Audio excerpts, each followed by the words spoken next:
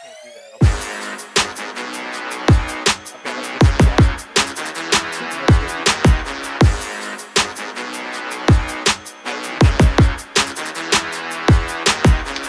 as I wake up in the morning, I'ma get a bag.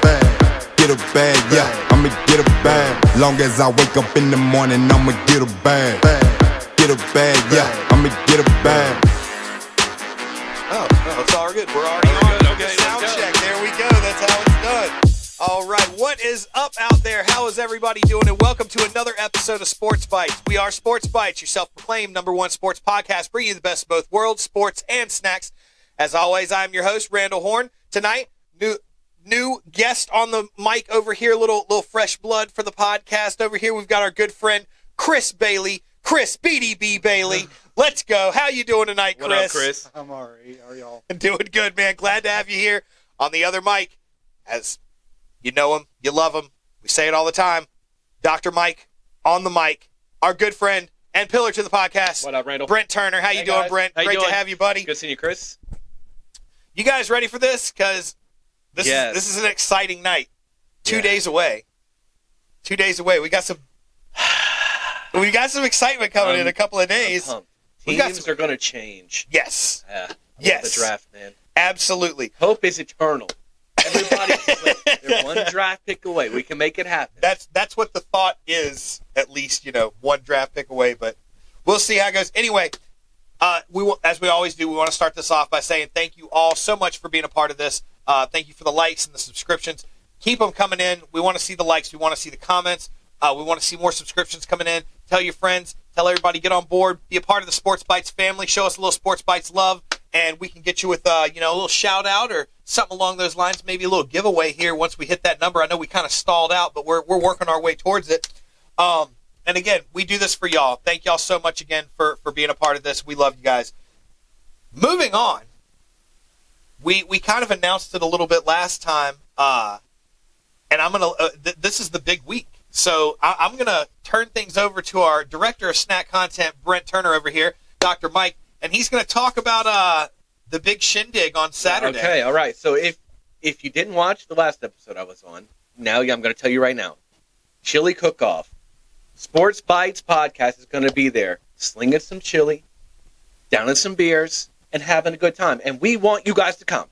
So Saturday, all of you, at noon, Twisted Track Brewery, right down near the old Coke, not the old Coke plant. Yeah, right down there on Shenandoah Avenue. Come on down.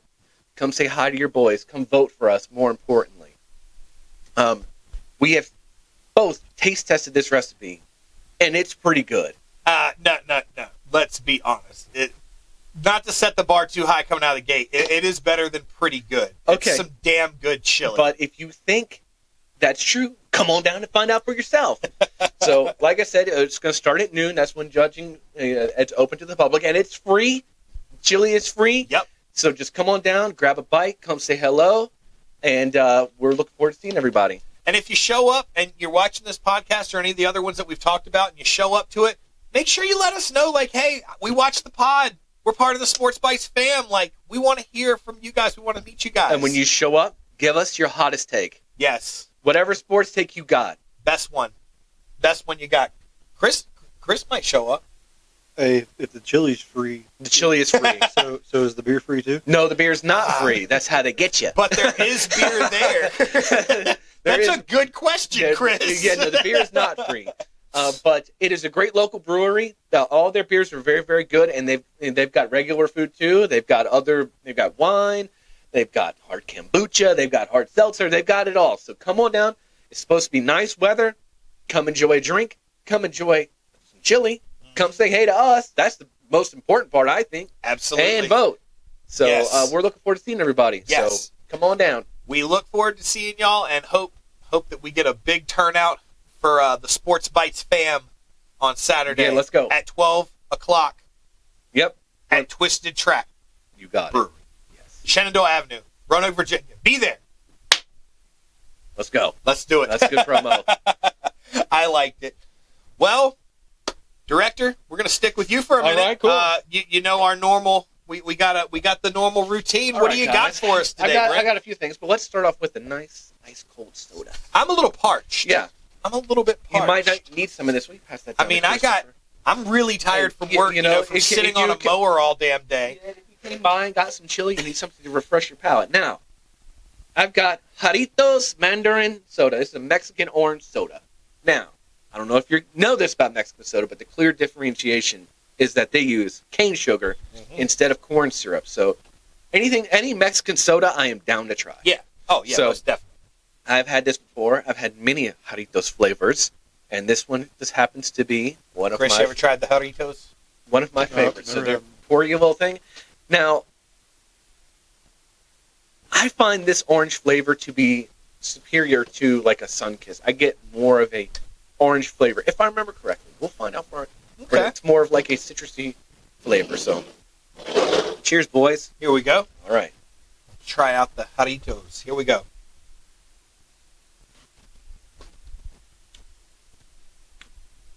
That's pretty good. That's good. What do you think, Chris? Yeah, not bad. Not bad. It's different. It's different than what I thought. I guess that's from like American soda. They want to push that like hard orange flavor. This is more of a mellow. Yeah, it's got more of a tangy citrus than when I drink like Sunkist. That's like a sweet. So it's so sweet. This I feel like I taste the orange a little bit more. It's pretty good. It's not overcarbonated. Yeah. Have me a little more. I can dig that. So. Yeah, I'm digging it. All right. Well, are you ready for some snacks? Do I look like I'm ever right. not ready for some snacks? So here I've got Ruffles Double Crunch Honey Mustard. So I like Ruffles. I don't get them a lot, but when I hear Double Crunch, I'm like, all right, well, I want these things to be very crispy. Well, and now I've had the Double Crunch Buffalo, Okay. and they're pretty damn good. All right. Take a couple. So Pass along. I like the consistency. This It's is like a ruffled, almost with like a two almost times the crunch. Apparently. almost a kettle chippy kind of thing. All right. It's got that extra crunch. Let's see what we got here.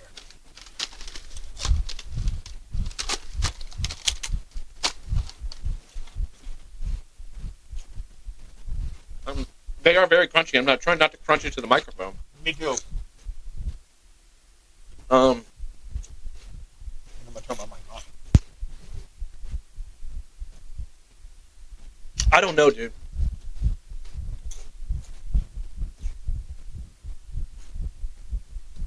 The crunch is there. The crunch is there, but the honey mustard flavor, I just taste more oil than I like fried. Oh, really? See, It's I get the honey mustard, but it's very mellow. Yeah. And I feel like there's a little more sweet in this than there is mustard, which I'm cool with. I'll reserve judgment. They underwhelmed me. I'll leave it at that. I thought they could be good. I've seen the I'm buffalo not wings. saying that they're like blowing me away, but they're not bad. And I'm not a huge fan of honey mustard. Yeah, honey mustard's not really my thing, but they could do with some more flavor. Yeah. But the crunch wise, yeah. They live up to the double crunch bill. Yeah, I'll give them double that. crunch is there all day. So we're gonna talk NFL. Like, if you're chilling, what's your favorite? Like, you got a big bowl of it on your belly, and you're watching your favorite team. What's in the bowl? Like, just like a snack like that. Nacho cheese Doritos. Nacho cheese Doritos. I'm probably a popcorn guy. Yeah. I mean, like, I shovel it, get it all over the floor, gets in my beard. But I just popcorn. Lots of butter. I just see Brent like Maximus in Fallout. Oh, don't spoil it. Give him a Huh? bath I don't over. know. Oh, I believe me, that doesn't come close to spoiling it. All right. No spoilers will be given on this podcast. I promise you that.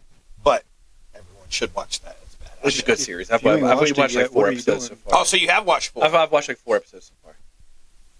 So We're not getting off topic, but it's a really good right. show. That's It's a whole really nother good show. podcast. Yeah, I've been enjoying it so right. far. You gotta binge that thing in 8 hours. That's what he did the opening night. I know, He I binged heard. the whole damn thing opening night. I was so proud of him. That is impressive. I mean, I got like a life and stuff. Oh, okay. All right, I'm just playing with you. All right, Well- are we ready? Last treat.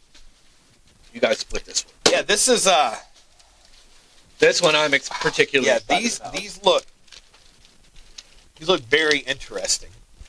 Was No. it Reese's cereal? Yeah, That's exactly why I got it. As a kid, the Reese's Puff cereal, me and my brother would fight over like the last bit of scraps of that cereal. I love that cereal. I don't even know what it tastes like. I've never had the Reese's Puff cereal. Oh, sorry, I got to tell you what these are. Yeah. These are Reese's Big Cup with Reese's Puff cereal inside. So, this is gonna be good. I know this is gonna get a great. And the Big Cup, can peanut butter chocolate and peanut butter cereal taste good? the Big Cup is a great move. Whoever thought of that? Yeah. Give him a raise. Here we go. Cheers, fellas.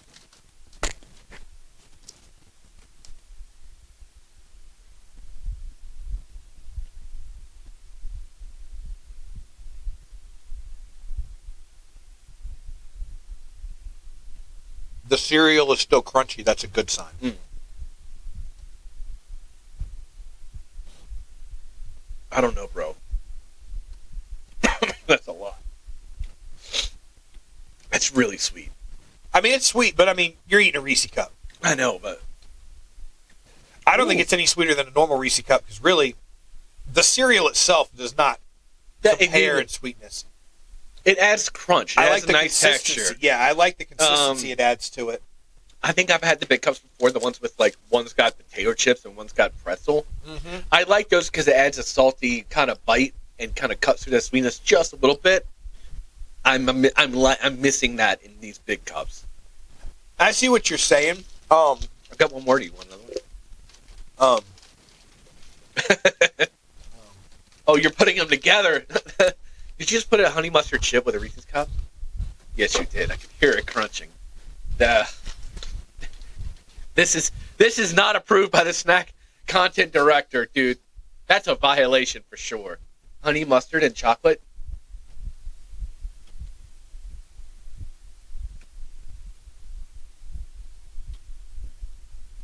Don't even try to.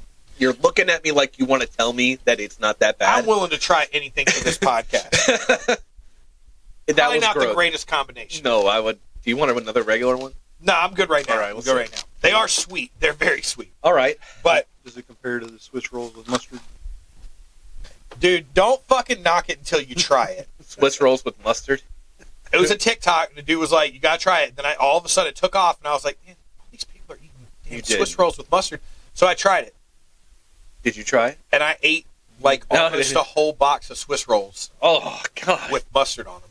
It's like that like tangy mustard flavor with the sweet. It's like salty and sweet balance. It's that same kind of thing. It's like a hard, like I that get hard it. No, tang. I get it. It's Listen, I understand flavors, but like a whole... it's like, look, I'm the director of snack. I Content. You understand, think I but don't know like a whole box of Swiss rolls, dude?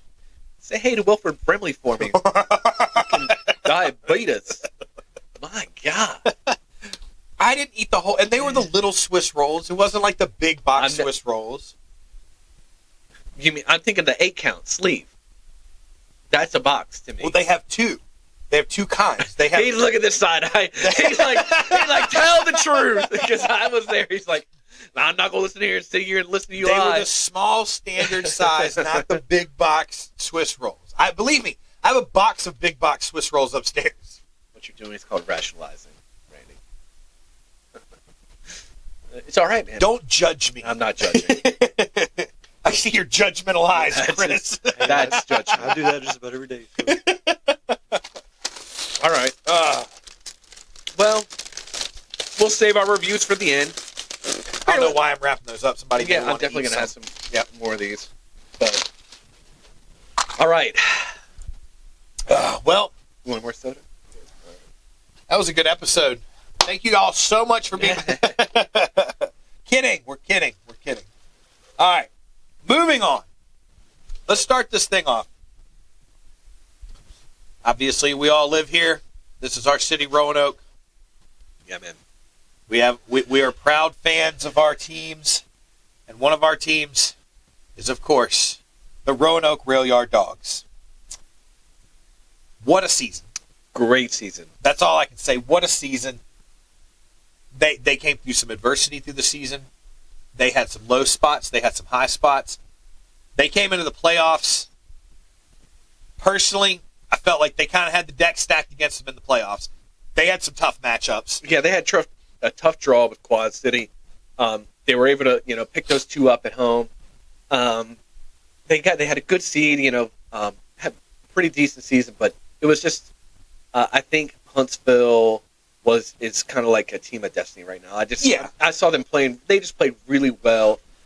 Even in that second game, Roanoke was up 5-0, and Huntsville came back and made it a game up until the last 10 seconds. So you knew they were there to play, and they definitely shout out to those guys, and good luck to both teams in the finals. I wish it was the Dawgs. Hell of a season, Dawgs. I cannot wait to come back next year and see y'all just reload. Yes, because we've been a pretty good team at the top of the league for the past 3 years. So, there might be some transition with the roster. We don't know what's going on with that. But I trust our coach and our personnel people to get some good, young, hungry players in there to, if we have any voids, to fill those voids, and we're going to field a good squad next year. So well, and I know I've heard nothing that I've seen with my own eyes, but I have heard of conversations that were asked to a couple players. I know one of them is one of my personal favorites, Mac Jansen. I believe, and again, I have not seen the interview. This is all hearsay that I had heard, was that Mac Jansen had been asked after the game about retirement or returning, and that the response was, next question. Yeah, it's tough to ask a guy that question right after they get off the ice from losing in the playoffs. They're competitors. They will, and so he's probably a little pissed off. Didn't feel like answering that question, which is understandable. Yeah. I mean, we've all seen players in their emotions after a huge loss. Yeah. We've all seen it in Anderson Silva, when he lost that first big one that he was showing off, I think Chris Weidman. Yeah, Chris Weidman sitting there joking around, and then boom, he gets clocked. And then right after the fight is like, I'm done. Yeah. And then a few weeks later it was like, I just needed a chance. And, even Jason Kelsey, he stuck with his retirement.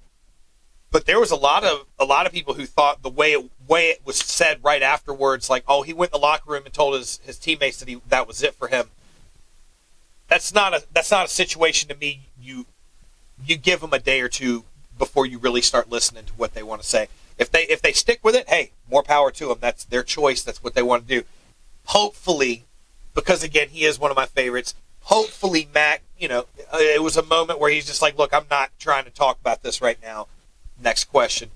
He's a great player. He's a great leader on that team, and he's been with them for a few years now, if I'm not mistaken. And I'd like to see him come back, and I'd like to see all of them come back. They obviously had the team strong enough to go as far as they did, and probably a little bit further with a couple little tweaks here and there. Yeah. Finals 2 years in a row, up until last year. Finals 2 years in a row, and this year made to the semifinals. So shout out to Dawgs.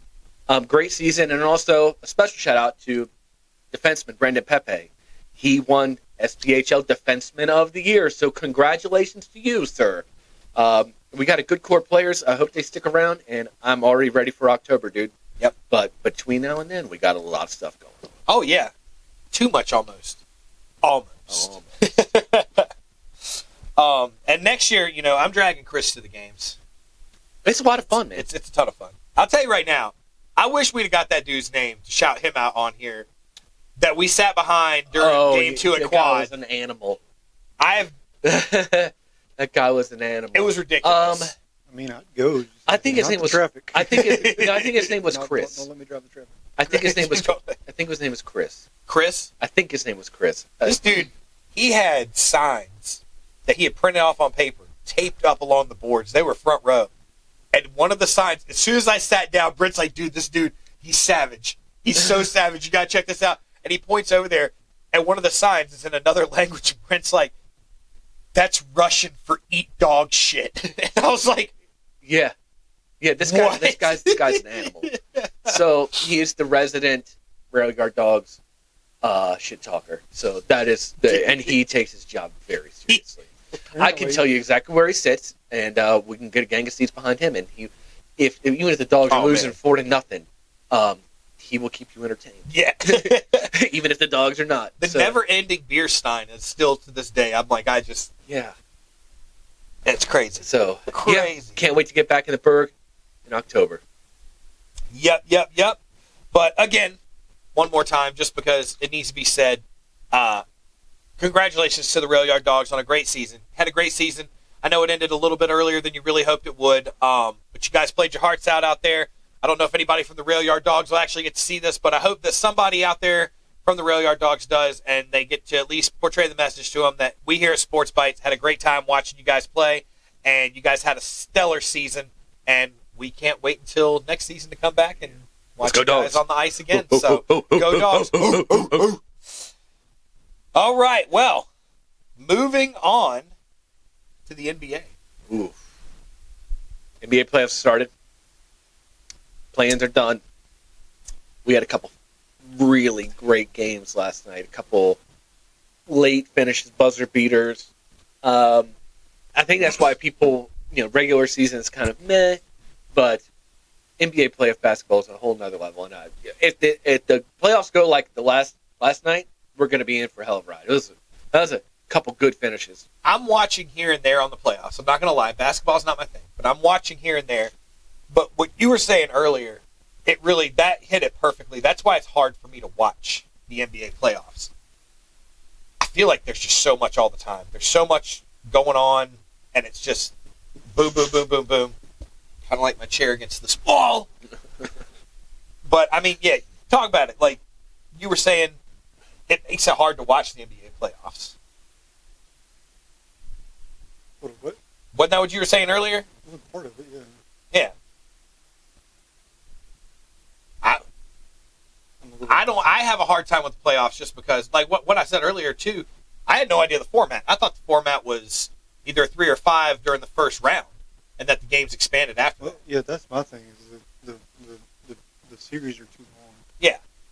Sorry, I should have elaborated on what I was saying. As a casual fan who I check in every once in a while here and there. Yeah. And really close on the finals.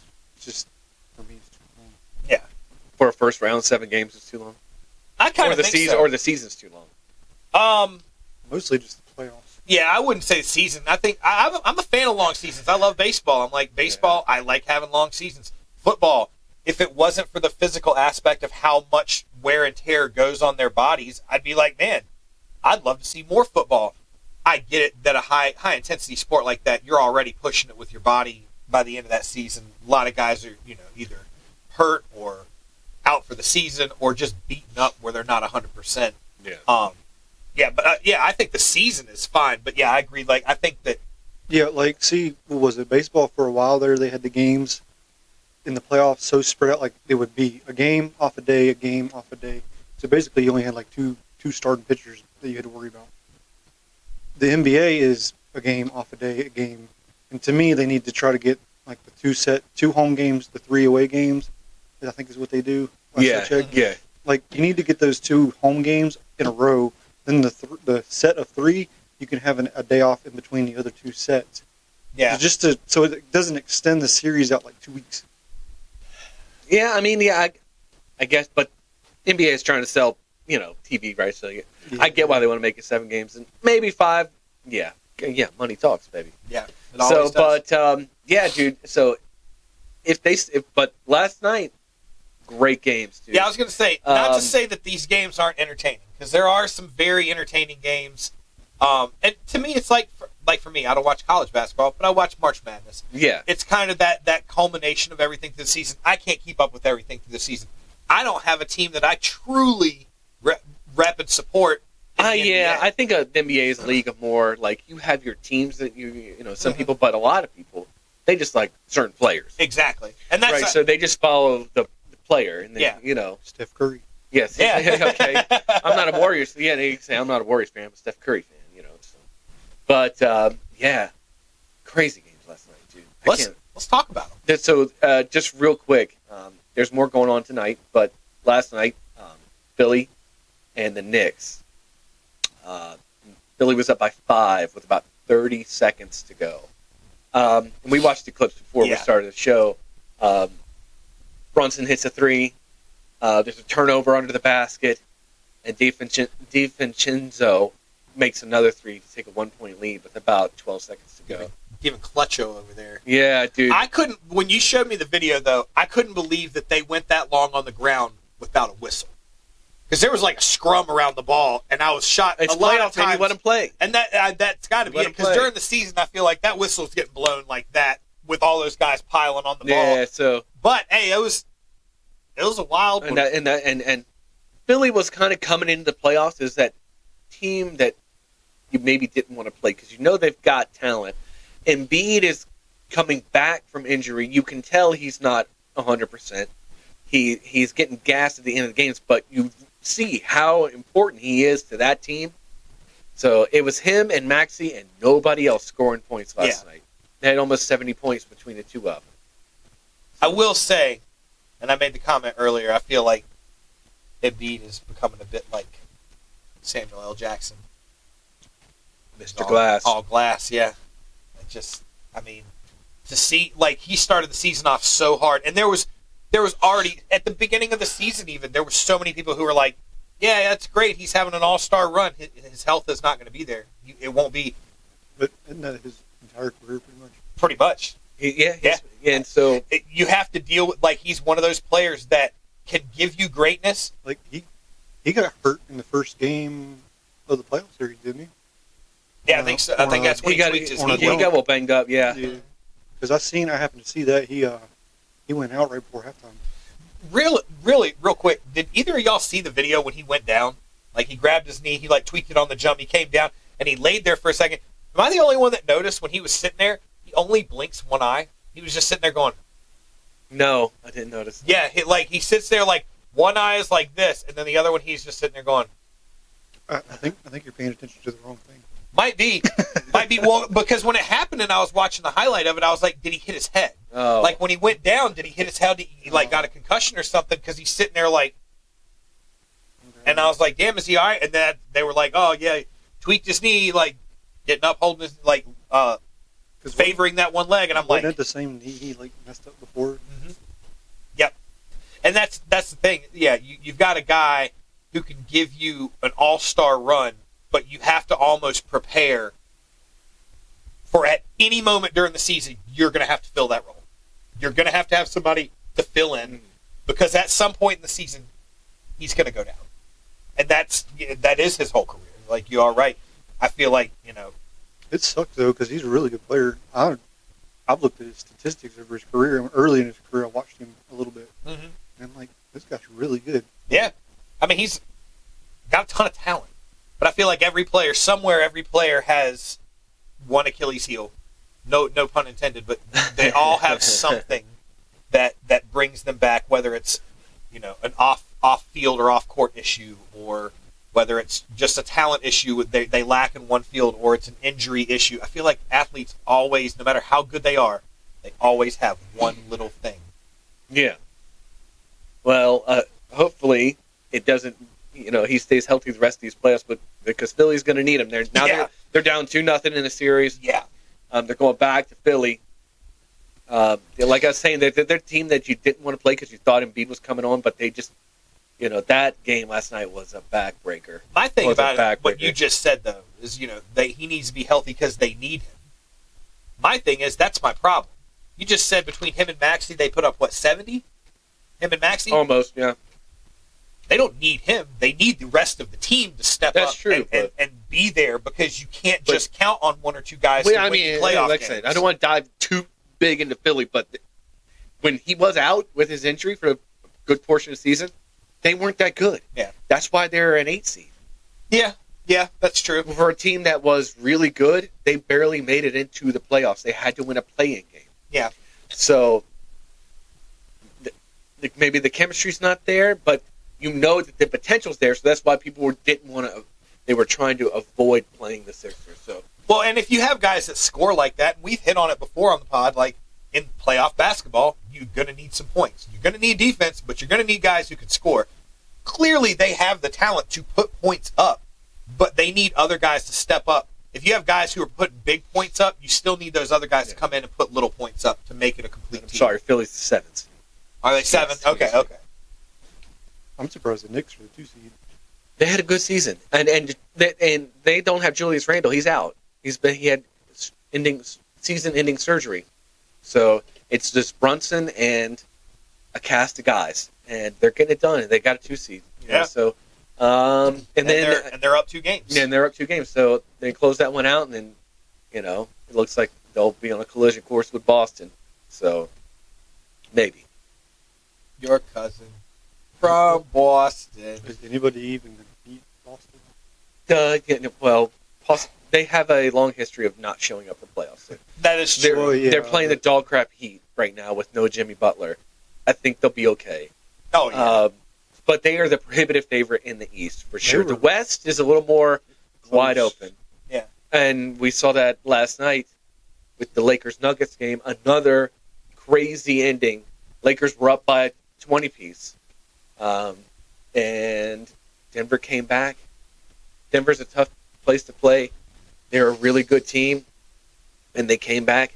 And Jamal Murray hit a fadeaway, fall away, almost on the floor. Dude, that shot was ridiculous. To swished it to win the game as a buzzer beater. So the Lakers got swept by Denver last year, and it's looking like that's going to happen again. I'm thinking it's another backbreaker, just for your psyche and your morale. Yeah. I'm thinking we were up 20 points because you got to steal one on the road. Yeah, you got to get one on the road, and that was your one, and you literally choked it away. I mean, if they get down big in Game 3, yeah, it's going to creep into their head, and they'll fold. They didn't let their foot off the gas in that game. They completely put it in park, I felt like, at the end. Like, 20-point lead, and you just let them work their way back into it. You can't give a team like Denver that opportunity. You have to be 100% on the gas every step of the way. Because the moment you let up, they're going to capitalize. They let off the gas by not giving Anthony Davis the ball. He was killing them the whole game, and then they let off the gas. They didn't get him the ball in the fourth quarter. I think he had one shot. Well, and that's crazy. Like, that's taking a team that does something really, really well, and then you make them do something completely different, like the Ravens in the playoffs. It's just, that's how it happens. Don't. Listen. I don't see how you can let off the gas. Denver's the defending champions, right? Yeah, but I just think this mentally, it's like 20-point lead, as long as we can just kind of ratchet down and hold serve a little bit. But, I mean, maybe Denver's just that good. He said, you know what? All right, we've been playing like crap. We're going to turn it on. We're going to find our extra gear. Maybe Los Angeles is playing the way they played. And like, okay, there's no way you should be beating us by 20. Plus, they got, what he's been 3-time MVP? Jokic. On the Denver? Yeah. Mm-hmm. Yes. Yeah. No, I think they're bringing their brooms. I think they're bringing their brooms. Yeah, they might. LA, this series is not going back to Denver. LA might get one at home, but Denver's going to take care of them. They might. I said they might. Yeah, I don't. Yeah, I mean, don't get me wrong. Playoff basketball, anything can happen. Anything is possible. But that's one that you hit on just a second ago perfectly. Is like, I get it. You forget about that last game. You move on to the next game. Blowing a 20-point lead in a game that you really needed. Day today. All the way back to LA. Damn it. Yeah, that's a long one right there. Yeah, because you're on that flight back. You're dissecting everything. You're nitpicking everything that happened, and you're not happy about any of it. Oh. So if they come out slow in Game 3, then you know it's a hangover. Yeah, that's what I was saying. If it gets out of hand, Game 3, they're down by 15 points at halftime. They're like, okay, yeah, this is where we fold. But we'll see. Yep. We got more games tonight. It will be interesting. I get it, the historics and everything. I still like Boston. I'm not really allowed to talk about it, but I know they're odds-on favorite. To make the finals. Yeah. But we'll talk about it when we get closer to the finals. But even without the odds, you just look at the standings for the entire season. Yeah.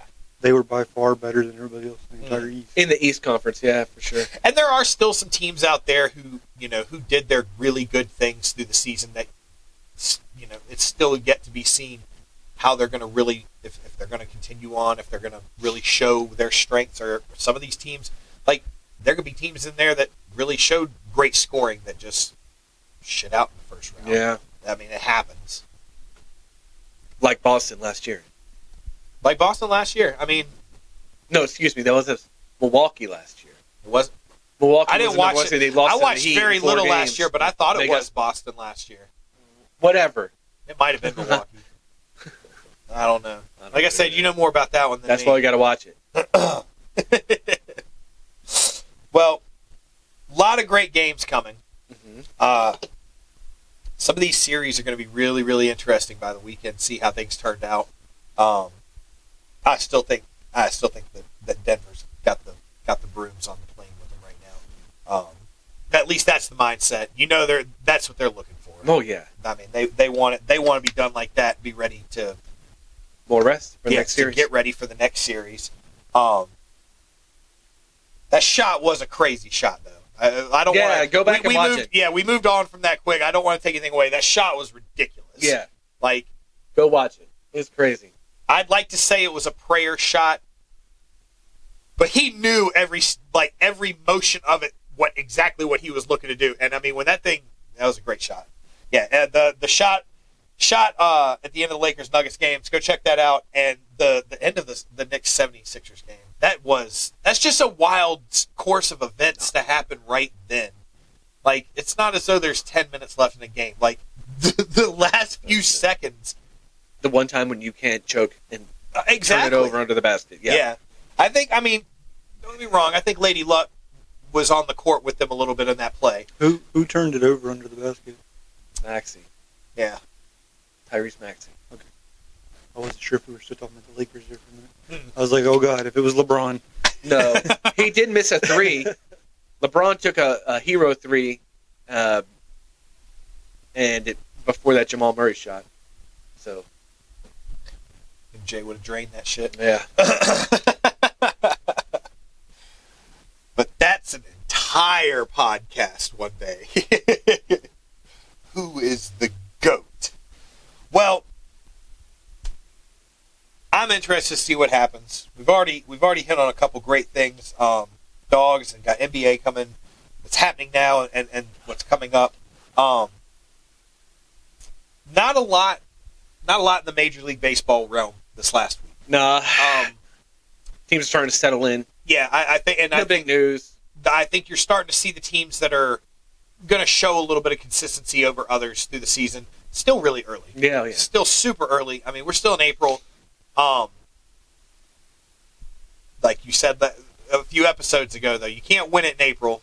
But you can lose it. You can lose it in April, and there are a couple of teams that are actively trying to lose it. One that comes to mind, I think the slow start for Houston out of the gate is very surprising. Yeah. I'm not sure what their record is, but it's not very good. Well, the Braves just swept them with very lackluster pitching. Houston is terrible. Yeah. They're 7-16. 7-16 Yeah. in that division. I mean, because that's tough. Yeah, and that's the thing. Astros are usually that consistent team throughout. They have the second worst record. Behind the White Sox. The White Sox are a train wreck. Oof. But the A's the A's are still bottom of everything, right? No. The A's are The not White bottom? Sox are The worse. White Sox are the worst. Really? Yeah. They're 3-19. Cleveland has surprised me. I wouldn't say it surprised me because they showed out last season when it counted. They have played the White Sox a bunch too. That's true. And their whole division is not. It's not a super strong division. Yeah, we'll see. But I'm just talking about teams that are surprising me out of the gate, whether good or bad. Yeah, they've got a lot of talent in Cleveland. I mean, they had talent last year. They've got a lot of talent this year. It's just about keeping that consistency through the season, minimizing the slumps, maximizing the streaks. I don't want to really say anything. The Braves have gotten some wins off of, in my book, mainly offense. Because of our pitching woes. Our offense is still looking to be one of the best in the league, which that makes me happy. But it's like being a Duke basketball fan or something. You really hate watching a team that lives and dies on the three. I get really upset watching a team, even if it is my team, that has to live and die by the homer. Yeah. Even if you are hitting a lot of homers off some of the best pitchers out there, the moment you slump and you're not hitting homers anymore, you're losing tons of games because that's what you have to win. But yeah, so and Boston, man, they're right there where they're right there where maybe a little bit better. I did see this stat. They have the best pitching, in starting pitching ERA in majors right now. I got Cutter on the fantasy team. Yeah, they've got some really great starting pitching. You can tell the lineup is a little boomer bust. It's a lot of young guys with a couple veterans sprinkled in. If they can pull it together and keep that pitching, they can make a little noise. But it's going to be a long summer. We'll see how that pitching holds up. I do want to throw one thing out there, and I'm giving you an opportunity to rant right now. I'm giving you the opportunity, even though he's not here. Yeah. Take a deep breath. Tell me your thoughts on Jackson Holiday. Send him back down to AAA. This kid's a bum. He's a bust. You brought him up way too early. Kid couldn't hit the ocean if he was standing on the beach. I will say I get it from a team who's looking to bring up a prospect who's a high end prospect, and you see him doing great. Robert in AAA, but Robert man, just texted. Did he? Yeah, he is tanked once they brought him up to the pros. He's batting like 0.75 or something. It's something crazy. He's trying to make a responsible wager, and he said Canning sucks, right? For the Angels. Holiday going to figure it out tonight. He really wants this kid to do well. It's going to validate everything Robert has said about the Orioles. You know what? Even though there's this other kid Westberg up there who's stealing his thunder, they're still okay. But who are they? Wait. The Angels and the Orioles? Yeah, and I call him Canning is an awful pitcher, and I told him I call him Trash Can because he gets kicked around like a fucking trash can. He sucks. So, he's hoping Jackson Holiday can get. I don't care if I get in trouble for it or not. And are you making a responsible wager? I'd do a tenner on his first homer. I'd do a tenner on his first homer. Yeah. Tonight? Yeah, I'd do a tenner on it. Okay. Robert. Robert just said tonight's the night. Because that makes sense. Oh, wait a second. Hold on. Robert did responsibly wager at a very good price for Jackson Holiday to get a home run.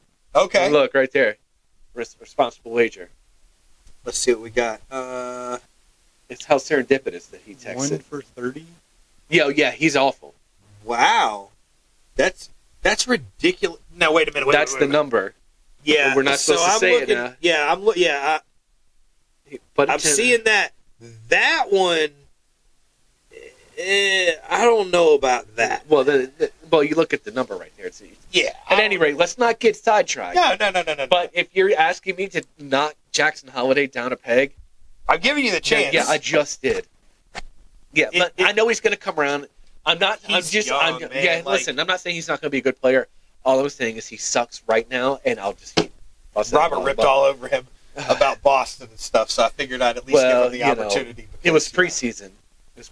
He talked about this kid like he's the next coming of Christ. Now look at him. He talked about him almost like this other guy I know talks about up and coming NFL quarterbacks. One in particular. And I think it's time to move on to this. Oh. I think it's time to move on to our headline tonight. Oh, yeah. 2 days away, the upcoming NFL draft. It's that time. Yep. Football, man. Dude, it can be gone, I love but it. it's not forgotten. It's the sport that keeps on giving. And even though my team is currently pretty decent and we pick towards the end of the draft, we're building depth. I'm still excited. Get new members of the flock. Bring them in there. We got a standard of winning here in Baltimore, and we're going to keep it up. I'm excited to see who the next Raven's going to be. But before we get to them, we got to get to the top of the draft. Now, I don't have too much experience with, breaking down the top end of the draft because we're usually pretty good. You might. This guy. Definitely with that Raiders jersey on. Okay. That's a shot fired right there, Chris. I'm just saying. Damn. No, I'm just saying. This guy does. More of a history. I think he's still hurt from Darius Hayward Bay. Oh, God. Al Davis, if you had the lowest 40-yard dash and you were getting drafted by the Raiders. I mean, you had to be mean, man. You had to be mean to be a Raider. That was the stigma back in the day. You need to be a Raider. Or recently, no, not now. But back in the day, or a convict. They would take you then too. Or if you needed some sort of rehabilitation, you could go play for the Raiders. I'm not. Am I lying? Am I lying? Am I lying? No. Oh, goodness. Chris is like, you just give me 1 second. I'm about to rip all over some fucking Ravens. No, I mean, I don't Well, have a problem personally with the Raiders. I'm just saying. Well, all jokes aside, we've got a big draft. A lot of things are going to change in the NFL in 2 days.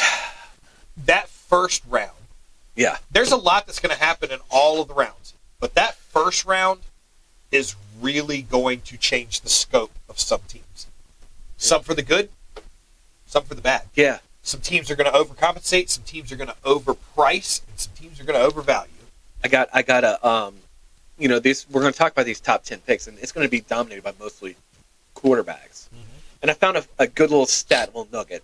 It says from 2012 to 2022, 38 quarterbacks were drafted in the first round.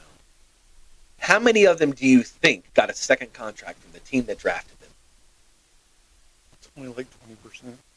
Did that. It's not very many.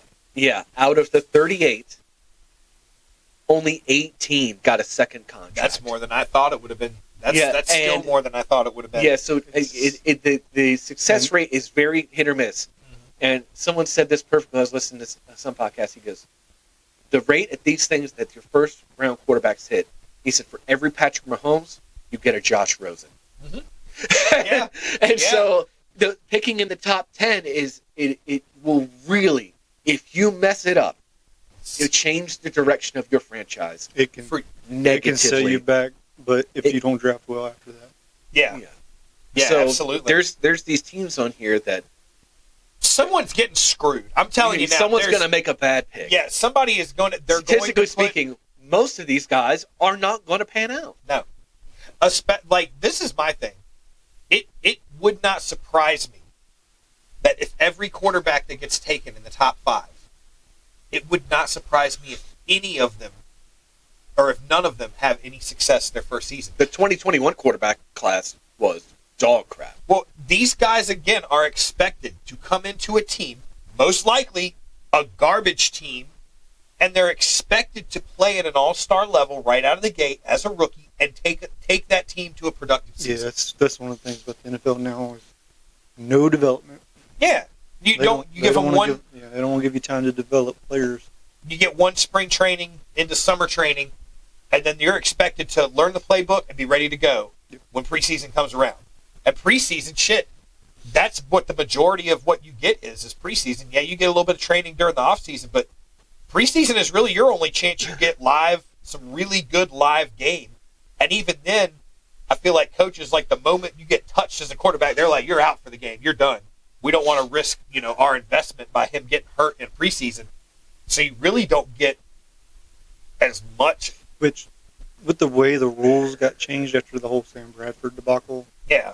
Yeah, as far as giving the contract, contracts before they it's made it where they're more willing to risk, which is not terrible. I'm just not a big fan of the amount of draft pick teams Yeah. give up for it. Yeah. I just don't see it being real worth quick. Do you want to hear these 2021 draft class? All these guys went in the top 10. Trevor Lawrence, still with his team, but mixed reviews, right? Yeah. Mixed reviews, doing okay. Zach Wilson, just recently traded to Denver for a bag of footballs. Trey Lance, he's polishing Dak's shoes down there Yeah. in Dallas. For now. Justin Fields He's an just got ex-starter. let go by the Bears, and the Bears are getting ready to pick another quarterback. And then the last one, Mac Jones, traded. So that's 5 top 10 quarterbacks, and none of them. God, And that's crazy Trevor to Lawrence, think that out of all of those quarterbacks, Trevor Lawrence has had the most success Yeah, out of all of them. that's insane. 1 out of 5. And that you would say success with this little tongue in cheek. Yeah. Mixed Yeah. reviews. Well, But we'll see. I'm just saying still- that's crazy. The hit rate on these guys. yeah. But if you hit, damn, that's how you are going to win a Super Bowl. That's the current recipe I think GMs uses. You get a quarterback that's really playing really well on his rookie contract, and then you have enough money to go pay other guys to be around him. Mm-hmm. And then when that quarterback, if he's in the first round, you get another year of control. You can have him for up to 5 years on a rookie deal. Yeah. Yeah. Well, so here we go. This was something that I was looking at the other day, and let's talk about the history of number 1 overall quarterbacks. Okay. There are some good quarterbacks that have been drafted number 1 overall. There are some quarterbacks who did not pan out even close. Just remember. Do I need to say his name? No. You know who exactly I'm going to say when I give you that look. No, you don't need to do. Nope. Yeah. Okay. Let's Jamarcus Russell. 2023, Yep. last year. Yep. You had Bryce Young. Now, Jury's still out on that one. yeah, exactly. I don't think he's really gotten a fair shot to really see how good he Oh my can God, be. they're devoid of talent. Carolina. They are devoid Yeah. of talent. Yeah. If he can't survive the next 3 or 4 years, he's going to be. And it's not even going to be his fault. Granted, I'm not a huge fan of Bryce Young, but it's not even going to be his fault that he Yeah. fails. He was put in a terrible spot. So then you had Trevor Lawrence, Yep. who is not a bad quarterback, but he's not what the you would generational talent he was proclaimed to be when he came out. exactly. So then you had Joe Burrow, Very good. very good quarterback. Injury issues. Exactly. So that what I say about athletes, they always are going to have cry a that single one tear thing. for Joe Burrow. 2019, Kyler Murray, Man. flashes of greatness. He needs to stay off Call of Duty. Right? His one thing. 2018, first overall, Baker Mayfield. Can be productive in the right system, but He just got a contract extension from Tampa. But what I He's, expect up when and down. the way, not what I expect, but what teams expect for Yeah, a first overall, I Is should be able to every put year. you in any system, and you should be able to develop and do exactly what we want. He He proved it. should be every year high end statistically playing. Exactly. Not up, down, up, down, up, down. Yes. And so you got to take that into consideration. 2016, Jared Goff. Again, Super put Bowl him in the- champion. you put him in the right system. I love Jared Goff. I like He's that. I'm not saying he's Like- not a good quarterback. He's a really good quarterback. Rams fans wanted to run him out. And I'm like, Mhm. to me, he was good enough. I think that's in all honesty, that's like an anomaly of a trade that almost never happens. Is when they traded, Detroit and LA traded, and all of a sudden both quarterbacks, Stafford and Goff, benefited on the. It was like a teams that they- win-win. It Yeah. really was, and that Yeah. almost never happens. It's usually Um, one-sided. But no, I'm not taking any away. Out of this list, Jared Goff is probably the one of Yeah, the he's ones the that I only- like more than any Yeah, of them. he's the one out of all of them so far. 2015, Jameis Winston, Florida State, huge flop. I mean, I've got him up on the wall. In college, I loved watching the guy play. He was electric because college athletes don't know how to play around a guy like that. You put him in the pros, and again, he's been on some rough systems. But in my book, he's Yeah, had talent around him too. He's had talent, and the system he was in with Arians kind of put him in a bad spot. Yeah. It helped him keep channeling his gunslinger mentality. He led the league in touchdowns. He led the league in interceptions. Yeah, I know. he was still starting with 30-plus interceptions. Yeah. But so you got Jameis in 2015. 2012, Andrew Luck, first overall. Again, great talent. He had great talent. He got the hell beat out of him because he had nobody to protect him. He beat the absolute shit out of that guy his whole career, and he smiled about it. That's one thing I did like about Andrew Luck, is that dude would take a hit He'd be like, good job. and congratulate Yeah. the dude, be like, hey, man, that was a good hit, dude. That was a good hit. Most of the time, you see guys take a hit, they want to get up and fight. Andrew Luck's like, no, you did your job. Like, I like the gamesmanship that he had. Andrew was the one that turned out being what he was expected to be, to a point, except for his expectations were like Peyton Manning level. Yes. He Yeah, never got they were to that huge. point. Yes. But then you had 2011, you had Cam Newton. Newton was Yeah, pretty yeah. good. Flash. Like, I flashy. mean, he NFL MVP. Yeah. Took the Super Bowl. Yep. He was pretty good for a while there. But that's what I'm saying. Last time Carolina was worth even talking about. Exactly. But then you look, as fast as his career went up, it went down. I mean, that's Well, I guess we're going to have another first-round quarter. Definitely going to have a first-round quarterback this year. well. These are not just first round; these are first overalls. Yeah, that's All of- another Oh first-round yeah, overall. we'll definitely have. And the only other one I had before that, I mean, you had Sam Bradford, Matthew Stafford, and Jamarcus Russell. We'll end it right there. Sorry, yeah, just to Went make a back point. further. That goes all the way back to 2007. All I'm saying is, history points out that the odds are not in your favor if you if you sell the farm and go after that first Yeah. overall quarterback. The Yeah. odds are not in your favor. That being said, let's talk about the first round. Because I think right now, everybody expects that first pick overall going to Chicago is going to be Caleb Williams. That's what they say. So let me ask you guys this. Do you think that's... I'm not going to ask if you think that's the smart pick, because I feel like that's, if you're in Chicago's shoes, that's almost the pick you're bound to having. You're going to have to pick. Whoever has the first pick, it's who you take. Yeah. Unless you have Tom Brady or something. Exactly. I don't think this close to the draft, I don't think a team could offer Chicago enough to come off that first rounder that first overall because they've let Fields go. I mean, granted,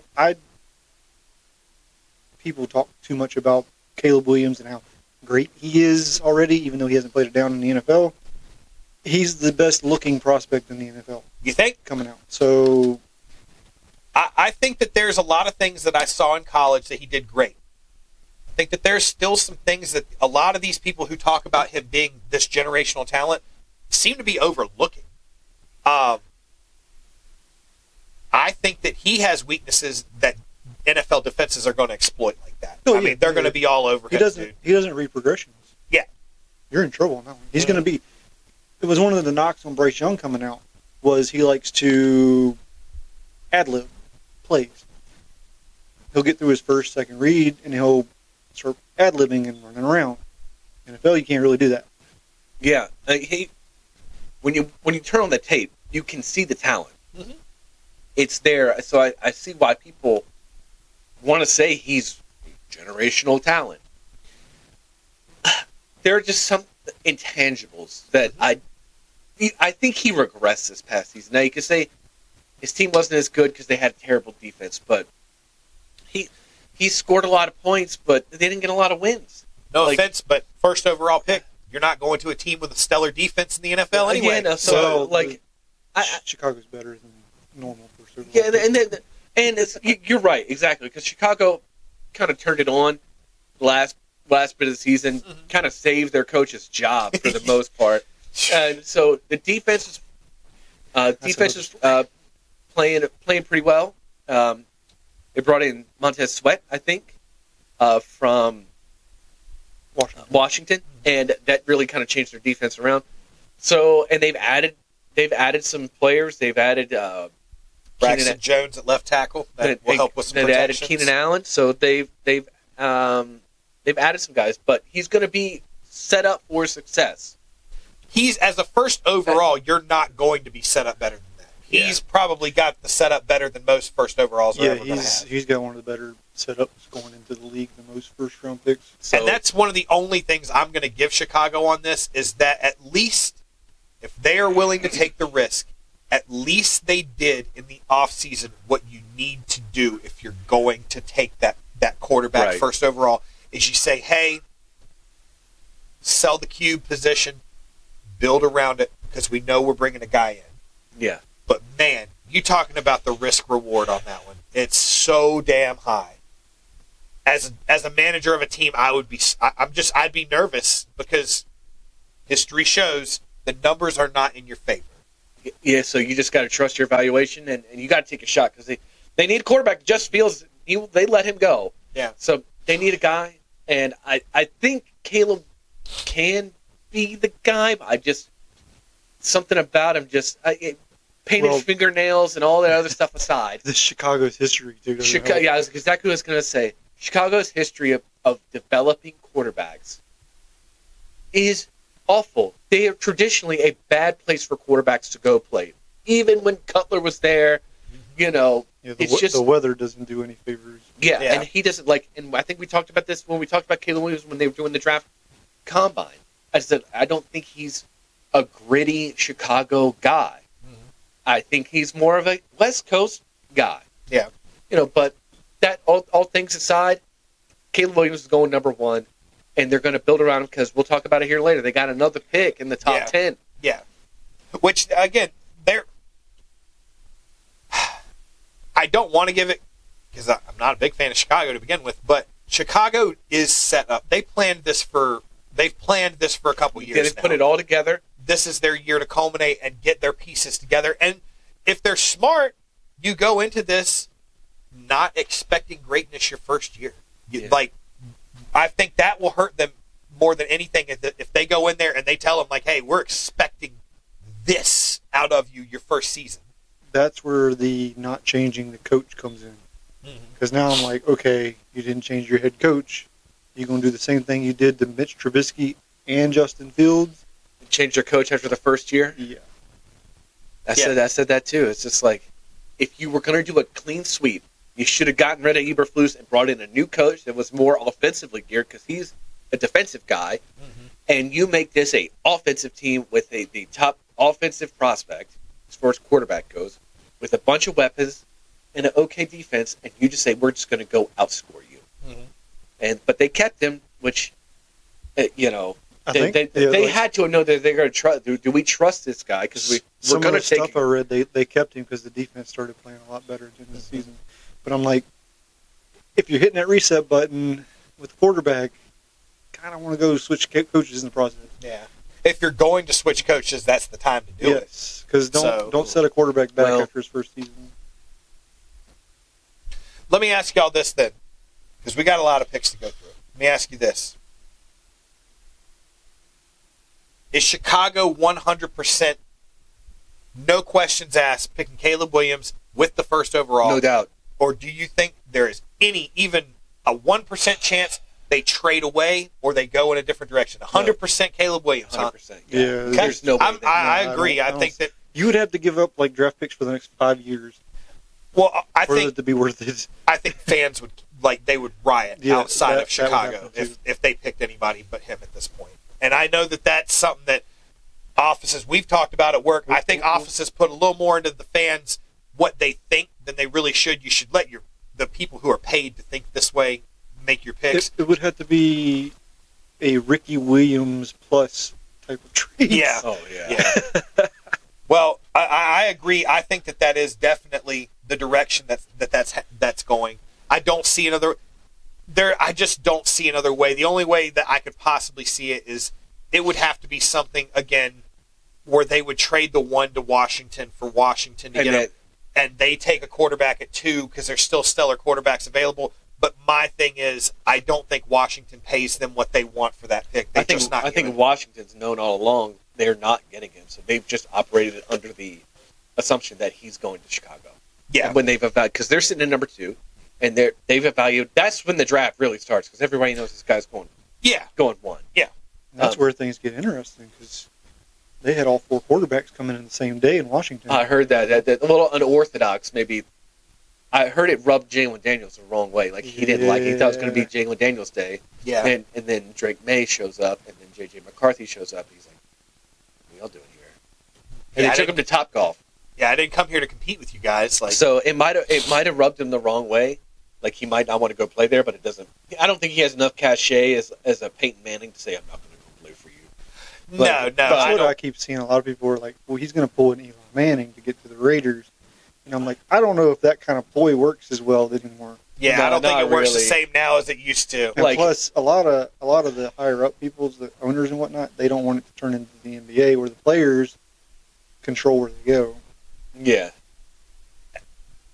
You want your players to have power, but you don't want your players to dictate big things like that for the team.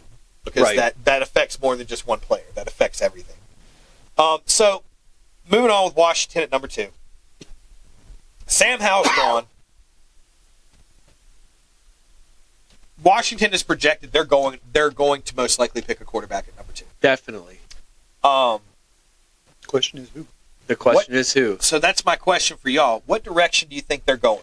You think they're going more like a Drake May or a J.J. Field general kind of traditional style quarterback? Do you think they go with a Daniels who is going to be that more mobile guy? He's got the intangibles. There's a lot of directions you can go with this, and I don't really mean JJ because I don't really think JJ is going to go second overall. I just said that as more of an example of that style of quarterback. I think if they're going quarterback, it's got to be Daniels or May. I mean, For sure. And if it were me, I think May and Daniels are both very talented. But I think for what Cliff Kingsbury wants to do, I think it's going to be Drake May. You think? Yeah, because Drake May's got some underrated wheels. Is he a mobile quarterback in the traditional sense that we think of it? He's more of a Steve. He's very shifty. He's not a Michael Vick. He's not a Michael Vick, but he is athletic, and I think he's a better pure passer of the ball than Jalen Daniels is. Just by an arm talent standpoint, and that's it. So that's why I would take him there. Not saying that it's close. I mean, it's really razor thin. But if you're asking me, I just think he's the pick there for my money. What do you got? I got Jaden Daniels. I think they're going to go RG3 times 2. Yeah. It's a good point. Yeah, with Kingsbury's offense and his ability to run. Plus, people, like I know May is is kind of in the athletic part of it, but Daniels is more athletic. He is. Yeah, that's true. And his ceiling is Lamar Jackson. And teams like those quarterbacks. You mean two-time NFL MVP? Yeah. Okay. Teams want those quarterbacks that can move now. Yeah. It fits the NFL mold more now. That's true. Am I the only one who worries about Drake May with that whole UNC curse kind of thing? That's what I was thinking. It's like maybe they're a little gun shy about drafting another UNC quarterback. Yeah. Which, like you said earlier, though, your evaluators do their job. It's not like they're not going to see film on this guy, watch him play. They're going to see what he they've can dissected do. all these guys. It's more of a fan thing anyway when it comes to that. Yeah. But at the same Scouts and time, stuff don't really care.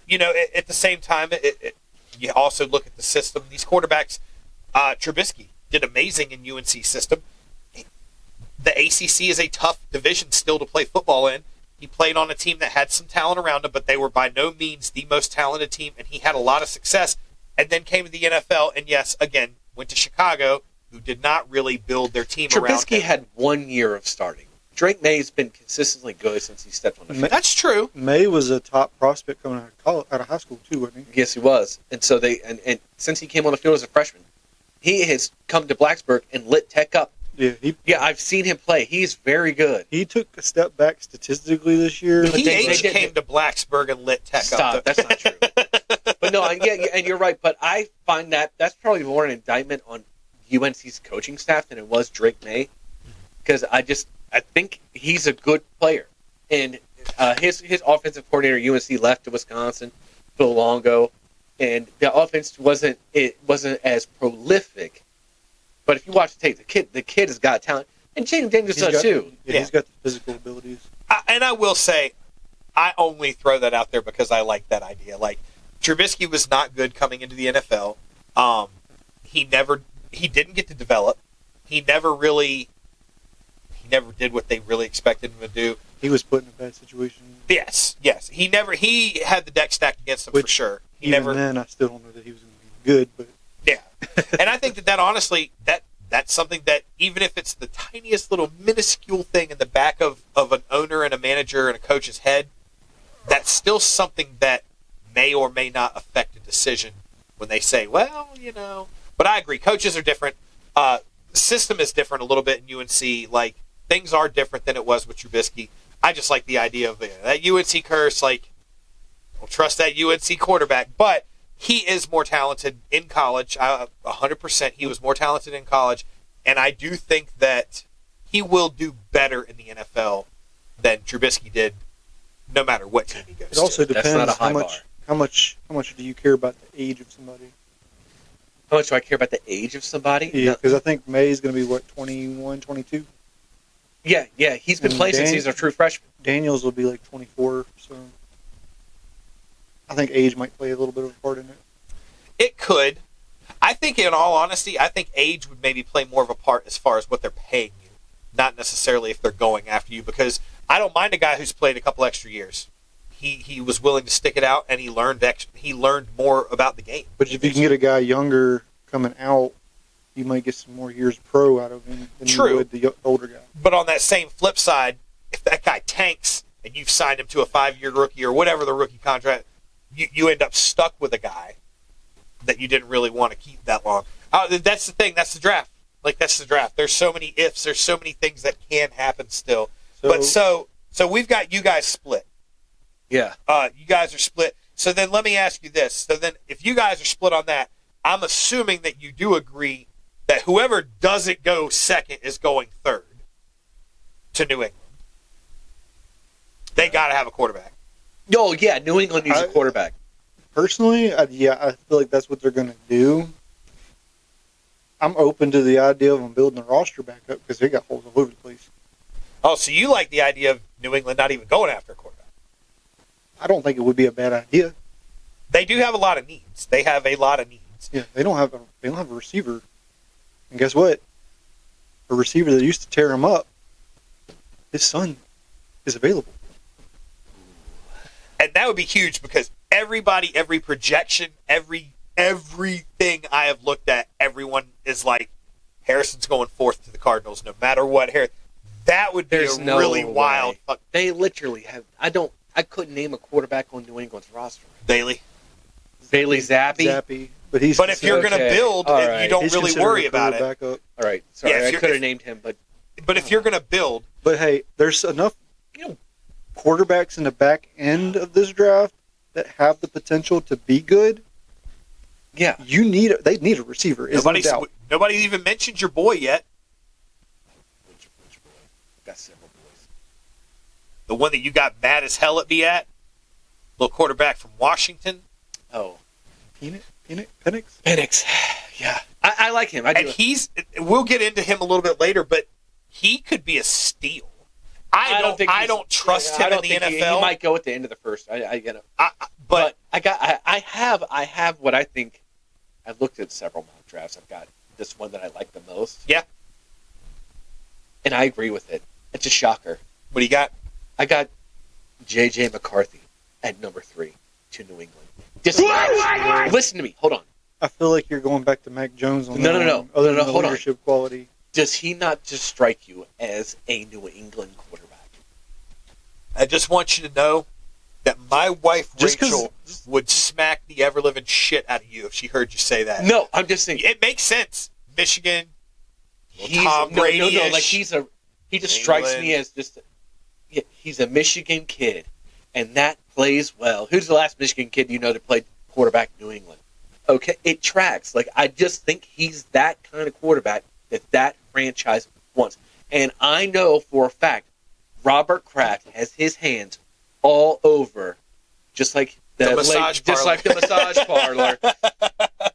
He's got his hands all the Tropic Oasis. I think it was called or some shit. He's got his Oasis hands all over this draft, and he wants this kid. I think he is rocketed up draft boards. I think he'll go there. I think they would take him. That would be an interesting pick because that drops things down because you've got Arizona at 4. I think a lot of people would agree that Marvin Harrison Jr. is probably going to go to Arizona. They need a wide receiver really bad. You remember I said Harrison to New England. Now, if Harrison were to go to New England and then the Cardinals come up, they could take May or Daniels and trade off Kyler Murray to the Vikings. I've seen that thrown out there. Kyler Murray getting traded. I could see that. I just know that the Cardinals have stuck with him through so much crap that a lot of teams would have let him go. And I feel like if you stuck with him this far, you almost got to let him play out. But I do like that idea. I do like that. I don't think Kyler would do well in Minnesota. Why not? It's a dome. It's not about the dome. I don't know. Maybe it's just the stigma that I don't think he would. I don't see Kyler Murray as a Viking. I don't see him as a Minnesota Viking. I don't. Is it because of his small stature? I don't know what it is. They are it's just very dichotomous. Like the two. I can't see it with a Viking. If I saw that Viking crashing into the shore and trying to take my village over, I would not be intimidated at all. Is this guy serious? For real? Oh, well, so that's kind of cool though. Like this is what I like because we've got that. I like the idea of J.J. McCarthy going to New England only because I like the wild draft moves. There's going to be some trades, and there's going to be some shit happens blows our mind.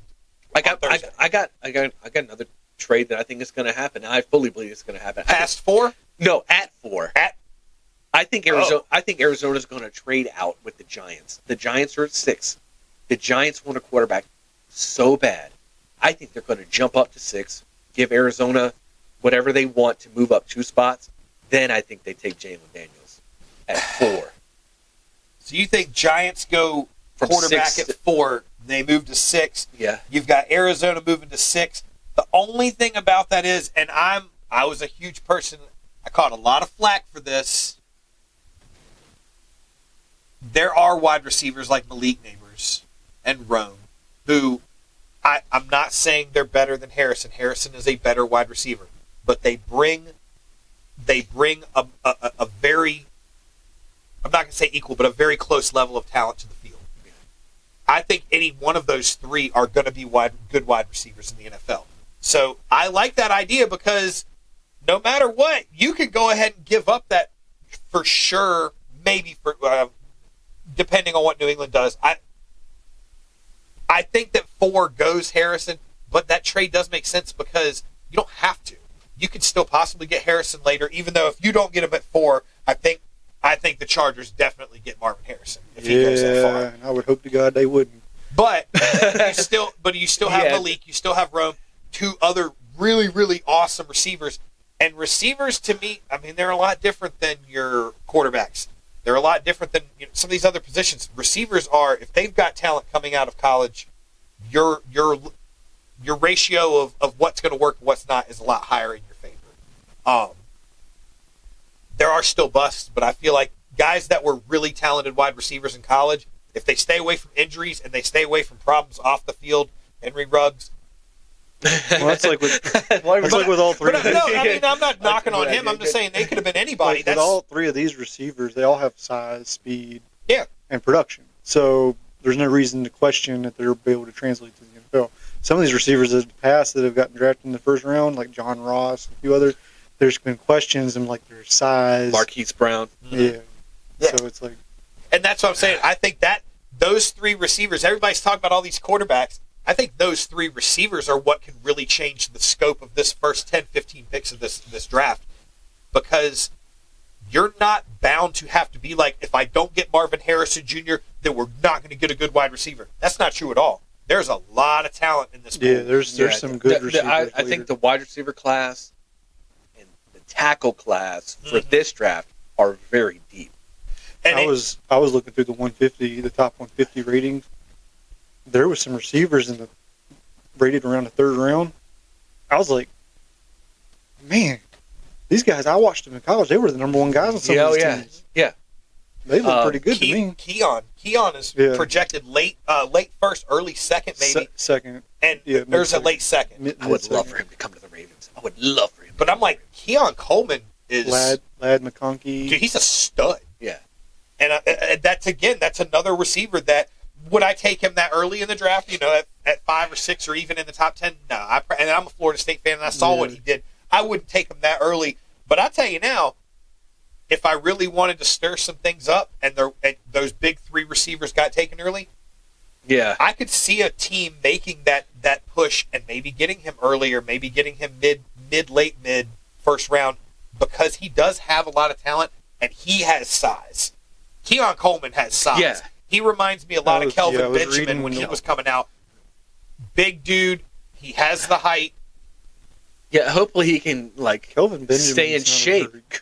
Kelvin Benjamin got fat as shit. They moved him to tight end. I'm talking about, but I'm not talking about in the pros. I'm talking about at the draft. He was a dude coming out of college with all the intangibles right. you wanted and size and everything. Now, he didn't translate. No, he didn't do well in the pros. But he reminds me of like a Mike Evans type. Like just really long arms, big body. I could see that. Well, he got so we got Arizona next. So yeah, I mean we've got Arizona. I think they trade right, and they're at 5, right? Well, they're at 4. You had they were at 4 when they went to 6. Now Yeah. they got the Chargers at 5. Yeah, right? you got Chargers at 5. I think this is where they take Marvin Harris. If he's sitting there, just like you said, Randy, they got Mike Williams is gone, Keenan Allen is gone. Yeah, and that's over. I'm over here like no. Yeah. Or neighbors, no. Yeah. No, they're gonna if he's sitting there, I got another guy who will probably go there, but he'll go to the Cardinals. Joe Alt, the tackle.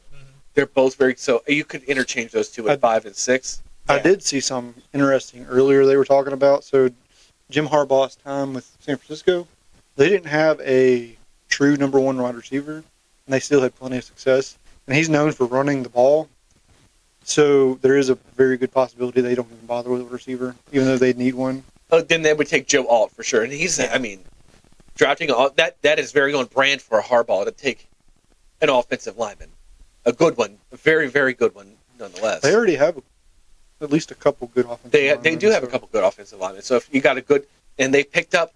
They're the Los Angeles Ravens now, by the way, because they picked up Gus Edwards and J.K. Dobbins. So... Yeah. And they took a lot of our front office personnel. As a Raiders fan, that sucks because this will be the year J.K. Dobbins stays healthy. I know, right? Right. Yeah. But, I mean, let's be honest here. You guys have probably the most talented backfield in the NFL. You're not hurting losing them right now, dude. No, they're saying we might draft a running back, too. And... I mean, that would... I looked at... We're not going to get to him tonight, but they mocked Blake Corum to the Ravens. Oh, I like that. Yeah, He's a different dimensional back than what you because then they got Mitchell with speed, Henry with punch. And Blake Corum just kind of... Ooh. Blake Corum, he does a lot out of the backfield. I'm getting a little bricked up, fellas. And I'm going to tell you now, Corum is fucking tough as nails. Yeah, but he'll be a second round guy. But let's not get to the Ravens too much. But. Yeah, so we're down to the 6th pick. I want to try to at least get us through the 10th, maybe the 15th on this because after right around when the Raiders pick, you start getting into some really good ifs, like what ifs. So we're at the Giants. If the Giants still trade up, you've got Arizona at 6, but I'm imagining you're still looking wide receiver. If you're Arizona. If you're Arizona, yeah. And then if the Giants stay at 6, they don't make the trade. They stay at 6 and where are they going at 6? Receiver. One of the 3 big receivers. Yeah. I think I got to agree with that too. And we'll play on the assumption that Harrison goes fourth, and we'll say who do you think Chargers would take if they went that direction? I don't know, man. I think Rome goes before Malik does. At 6? At 5. If LA, yeah. I'm trying to get down to what would be the highest rated receiver left if the Giants went that direction. Well, it's going to be the second guy. I don't think there's another guy going. If it's not in the top 5, there's not 2 receivers going to the top 5. I don't think it could. It could. I mean, it could, but I don't. You have Harrison goes to Arizona. Then and then you have Rome. If it all stays the same, LA's going to sit there. They're going to take that tackle. They're going to take that tackle. They could, but I mean, you got biggest needs on both teams, Arizona and Chargers, is wide receiver. You got Williams and Allen gone. You got to fill a role somewhere. Yeah, I mean, they could. So, I mean, are you asking me the second wide receiver off the board? Well, if that's what I'm saying, if you went down the board as far as strength of mocks, you have Rome as the number 2 wide receiver, I believe, and then I believe you have Malik as probably number 3. So let's say this: the Chargers take tackle. Yeah. Then you have 2 left. Then the Giants will take whoever they think the second best receiver is. If the Chargers take wide receiver, they will take. I could see the Giants taking the best tackle or the 3rd best receiver. They're going to have a tough time if they don't take a quarterback.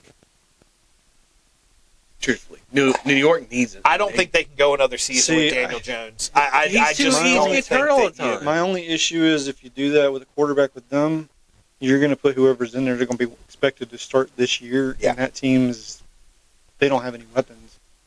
And I worry that you end up with one of those quarterback, where now you're competing with Daniel Jones, and of course he'll turn it on in the offseason and make it look like he's that guy again, and then you've got 2 quarterbacks who no one really gets comfortable because they're both fiting for their job, they feel like, all season long. That contract makes it very difficult for them. Unless they can get off Jones's contract.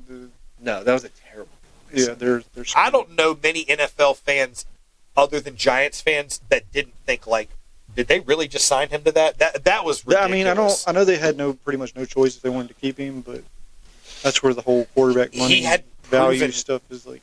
Yeah, he hadn't proven anything worth anything close to that when he was like, well, that's what I want. Like, well, buddy, you want in one hand and shit in the other and see which one fills up first. I mean, that's that, but that's neither here nor there. So that's kind of how we've got. So you've got you're looking either quarterback or wide receiver for the Giants. I think those are two big needs. Tackle would be interesting. I don't have a tackle in their top 5 needs, but that does not mean anything that they couldn't. I mean, Lineman, period. Yeah. Any. Some of these tackles, I think, There's- play guard too. So. Yeah. I guess my general thought is when it comes to like quarterback aside, when you get down to other players, there's only a certain amount of guys that are 6'6" with a huge wingspan that can move their feet and are athletic. There's fast guys who can catch all over the place. Yeah. The NFL has issues right now, period, anyway, with lineman development. They're struggling. Well, that being said, so I mean, we've got a direction for the Giants. That could be that first, especially with the idea of the Arizona move, could possibly happen. I feel like the Giants could make that first move of the draft. Yeah, I think they want to move up. If they stay at 6, assuming that, per what I was talking about, your top 3 quarterbacks are off the board. Yeah. That's JJ, Drake May, and Caleb Williams, Drake May, and Jaden. and Jaden, yeah. If Jaden falls that far, I'd be surprised. Yeah. But yeah, I could see the Giants taking a quarterback. It's just, I just don't see it logically. We'll see. They need one, but go ahead, Randy. Let's move on. So we got a few more picks. So we've got Tennessee at 7. I feel like Tennessee's in rebuild mode at this point anyway. They've sold off a lot of talent. That being Derrick Henry. Yeah. I feel like it's kind of, in the way I saw it, it's kind of reminiscent of Carolina when they let Christian McCaffrey go. Mm-hmm. You knew when Christian McCaffrey left that it was like, you guys are going to have some rebuilding for the next couple of years. You're not going to be able to keep up because you just lost probably the biggest piece of your entire offense. Tennessee let Derrick Henry go to you guys. I think you lose that biggest piece that you have. So you're looking to start that rebuild process. They need some offensive lineman help. Sorry. I think that they are in the best position to go after a good offensive lineman to take that first offensive lineman off the board. Now, I'm not saying that one couldn't go before that. Most definitely, there's a few of those teams that could go that direction because they could. Every team can use help at offensive line. There's not a team out there that can say, I don't need any help. We're 100%. Every team could use some help at offensive line. Tennessee is the first one that I see that is like, we desperately need offensive line. And if you're in a rebuild, to me, when you hit rebuild mode, your line should be one of the first things you build from the inside out. Exactly. I mean, I get that. They took a guard last year, I believe. I think so. Skoronski. I don't. It just depends. I think they take Malik Neighbors here. You think that Malik to Tennessee? Yeah, I think. Okay. They have no talent. Like Traylon Burks has been a disappointment. Yeah, they just don't have. They need something to elevate the talent on that team, the speed on that team, and I think he's the guy who can do it. So yeah, I kind of like him there. Now, hold up. Who was the other receiver they picked up? DeAndre Hopkins. No, they got Hopkins. Who was the other one? Oh, they picked up Calvin Ridley. Oh yeah. Okay. Yep. So right now receivers dropped a little bit. But yeah. I could definitely see them taking the lineman. Well, yeah. I mean, I think that they've got an open book. There's a lot of choices they have. There's a lot of options they can explore because they're a team that has a lot of needs. You're not really bound. I mean, you're looking at their biggest needs right here, according to NFL.com. You've got offensive line, you've got edge, you've got defensive tackle, you've got wide receiver, you've got linebackers. That is a large scope of players all over the field. They just write everything. Like, we need it all. They need a punter. They need they need water boy. But they need a lot of help. So I think they could be a really big dark horse pick in that top 10 because they could go in a lot of different directions, and that direction that they choose to go is going to affect a lot of teams after them. The next team up after them is going to be Atlanta. They've got Kirk Cousins now. Yeah. Atlanta is going to need some. I think they're really the first team that's like, hey, we got to get some solid defensive help. We need to go big on a defensive player. Their defense is bad. You think going They need DB? some help. It's tough to say. They could go DB. They could go edge. I think your edge is a lower risk. I think your probability of getting a guy that's going to be able to go first season is going to be a little bit less on the edge. But I mean, we've talked about, I think it worked before, about corners. Like it's like a receiver. A lot of corners, like the athletic talent is there. They can play that first year. They might not be to their prime that first year, but they can play that first year. I kind of like the kid Dallas Turner out of Alabama. Okay. He's a good player. He could go up that high because they need a pass rush. Yeah. But yeah, they're trying to get it sorted out. I think Kirko can get those guys on offense going. So I think with their first pick, they'll take something defensively, whether it's an edge or a cornerback. We'll see. I've got CBS Sports on one of their mocks. They've got Byron Murphy from Texas going to Atlanta. That'd be a good pick. He'd be solid there. What's your thoughts on it? I mean, the obvious pick is someone on defense. Yeah. Maybe they go 2 tight end system. Brock Bowers. Ooh. That would be a very interesting pick. Well, They just spent a top 4 pick on Kyle Pitts a few years ago. But yeah, that's what he's saying there. You run two top 10 tight ends in 5 years. Well, but now you've got a quarterback that's probably willing to throw the ball to some tight ends. And that's an interesting idea. I figured I'd throw like that that one out idea. there. Just keep it offense. I like that idea. I mean, they already got weapons out the Yeah, they do have a ton between of weapons. Bijan and Drake London, and This is another one of these, and this doesn't go by what we've been talking about. These are totally different mocks. This mock has Atlanta trading the 8th overall pick to Buffalo. Uh-oh. And it's got Buffalo picking Malik. I mean, they need a guy. They have to have a wide receiver. Buffalo has to do something about wide receiver. that's a long way. Who else they got up there? Because dang, how does Malik fall to 8? They had, let's see, that was Caleb Williams, Jaden Daniels, J.J. McCarthy going 3rd to New England. Marvin Harrison 4th, Drake May 5th to the Vikings, trading up to the Chargers. Rome going 6th to New York. Joe Alt going 7th to Tennessee. And Malik Neighbors going to Buffalo off the trade with Atlanta. So we got the same guys just jumbled up. Yeah. Wow. That's what both of these all look like. Pretty much the same picks you guys have, just a couple different teams here and there. But that's because a lot of those early teams have very similar needs. Yeah. I mean, It's just about who you like. yeah, exactly. And it's about what owners and what managers and what teams, coaches, what they think about those players. Like, it can be something as much as these two guys are on the board and I've got them pretty much equal, but I really liked the vibe I got from him. Yeah. That could be enough to sway a decision in the draft. I mean, it can. There could be some red flags we don't know about too. Well, Now we're at number 9, right? yeah, I agree. I agree with what you said. Atlanta has a ton of talent. They have a ton of talent on offense. They are good with offense. The Brock pick is an interesting one. I don't think it would happen, but it would. I mean, I have seen way crazier shit than that happen in the draft.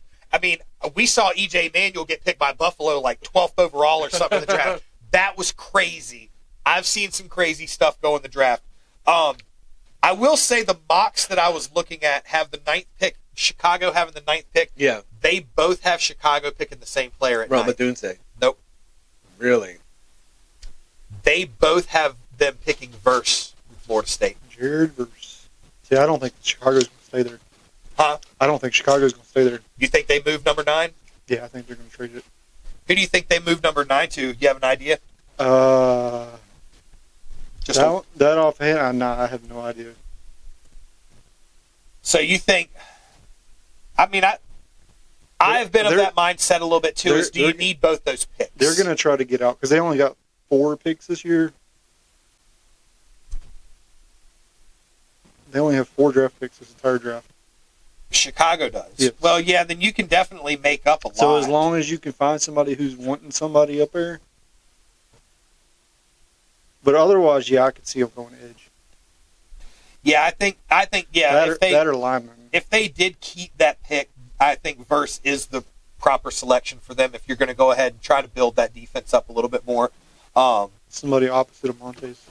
Because you have all your wide receivers, you have your quarterback at that point, the one you're going to go with. Who they got running in Chicago right now? Who did they pick up? Swift? That's right, DeAndre Swift. So you've got a good running back. Your offense. They got 3 running backs. I don't know what they're going to do. Your offense is pretty set. So I feel like you're either going for defense, or if you think that you can get more value out of trading that pick off than what you can get for basically Verse at 9. That's not a bad idea. What's your thoughts, Brent? You think they are going to continue to try to build off that 9th pick? You think they try to get a little value out of it? No, I think I think they're going to take Rome. Yeah, I think they're going to take him there because then you think about it. They brought in Swift. The offensive they've bolstered the offensive line, defensive line, new quarterback, and then you've got excuse me, DJ Moore, Keenan Allen, veteran of the room, and now Roma Dunze is your top 3.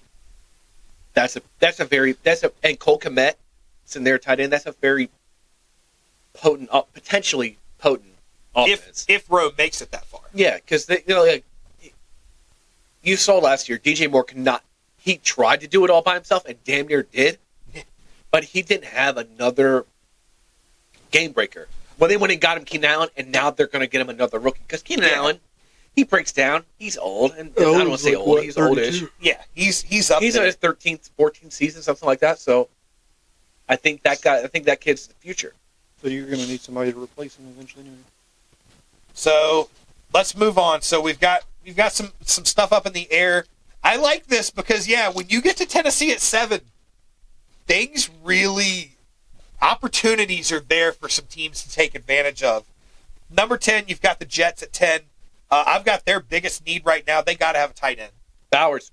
And I feel like, I think that one's across the board. If he's there, if something wild doesn't happen in Atlanta, I feel like, that's probably the pick they're going to go with. They've got a great defense.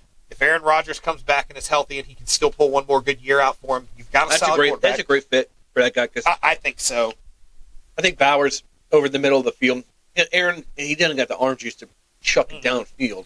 He's going to work over the middle, short passes, be efficient. Yeah. Because he can put the ball where it needs to go. Yeah. That's a good pick for them. Well, so then real quick, so we'll go to 11. I'll tell you what, we'll go to 13 because I know Chris got some ideas for Vegas. But at 11, you got the Vikings. I don't think any of us think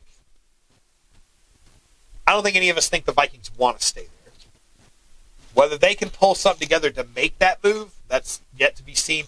But I think it's pretty clear the Vikings want to move up to try to get a little more value in that those first. I feel like that's the only reason why you make that other trade for that later first round pick was to move up, use it as ammunition. Yes, and I agree with you there, and I think that is very plausible. It makes a lot of sense that that's what they would do. Their number one need is a quarterback. They have to figure something out with the quarterback. Yeah. You're not going into the season with Sam Darnold as your starter. No, I just don't. Yeah, I don't. I think this is where Penix goes. Penix to Minnesota. In the dome. He's talented. And the kid can play. I could see that, and because of their need is the only thing that pushes me to say that could happen because their need is so high. Is he the 11th best prospect in the draft? No. He's a late first-round pick, but it's a position of dire need because if they don't get him now, you run the risk of him not being there. Yeah. Well, and my only thing, and we've talked about it before in our first draft episode, I'm not sold on Penix. He could totally make me eat my words. He really could. Penix, to me, he gets happy feet really fast. And and the NFL is not going to help that. He is going that especially those first couple years. Maybe later after he calms down, he gets the flow of the system. He gets more comfortable. Maybe they get some more protection for him. But I'm not saying I couldn't see him going at 11 because he is a big name player. Yeah, he's a big name talented, player, dude. and Talented. big name players. That's what they do. They go high. I think Minnesota's going to be one of those teams that they're going to, if they stay at 11, they're going to have to reach for a quarterback. So if they really want a quality guy, they're going to trade up. I think they'll trade up. Well, Or New York is going to make a move for a quarterback. You've got Jefferson and Addison, so whoever comes in is going to have two great receivers. Yeah, they're going to have two great receivers. I think they'd go Bo Nix. Bo Nix. Okay, hey, that's With the receivers they have, and he's a distributor in Oregon, I could see them taking him. that's a good pick.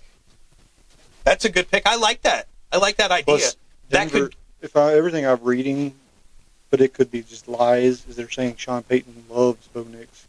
So Denver's the next pick. So if you want him, you try to take him from him. Well, so then That's true. He is a Drew. Bo Nix reminds me of a Drew Brees type. yeah, High I can see that. IQ, good kid, distributor. I think he set the record or is very close to the record for completion percentage this year, like within tenths of a point. Yeah. So Well, so with that, if there was no moves, if Minnesota said, "Hey, we're going with 11. Let's get the most value out of it we can. Let's make a pick." You've got Denver at 12. they're both going to take a quarterback. I feel like those two quarterbacks you guys just named could definitely be Flip flop. one or the other both ways. You were saying, Sean Payton liked Bo Nix.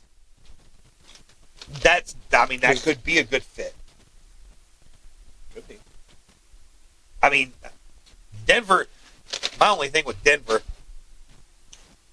you haven't given a quarterback in the draft a lot of faith to come play for you. I mean, they ain't going to have much choice, but you're not giving them a lot of faith to come play for you. Especially just after the whole Russell Wilson debacle. I feel like you want a guy to come in and be confident, and you haven't really given him a reason to be confident coming in. Denver's in a weird spot because of their cap situation. Whole Russell Wilson. Yep. Player-wise, I think talent-wise, they got plenty of talent. Just underperforming team. I agree. I mean, do they have spots to fill? Yeah, but I mean, you look at their big five needs here. You got quarterback, and then you've got DB, defensive tackle, edge rusher, and offensive tackle. You got linemen. You need linemen and a DB and a quarterback. That it makes sense. So here we go. So 13. You got Vegas at 13. Vegas got some needs. Where do you, as a Vegas fan, see Las Vegas going with 13? You see them moving? Where do I see them going, or where I want to see them going? Where do you see them going? We'll get into where you want them to go, but where do you see them going? Where do I see them? Based off of stuff I've heard about Antonio Pearson wanting, is it trading up to try to go get Jaden Daniels? Even though Tom Telesco has a history of not doing that. I could see them going corner. Just sit and steal and go corner if they can't trade up. I think Gardner's y'all's guy. I can see it. That or O'Connell. I'm biased. But no, I love Gardner. I wish he would get a legitimate shot as a starter. Yeah. It goes into that whole thing of people not wanting to develop quarterbacks anymore. Yeah, and expecting a lot out of them without that development. What about you, Brent? What's up? Vegas. I think they'll go defense.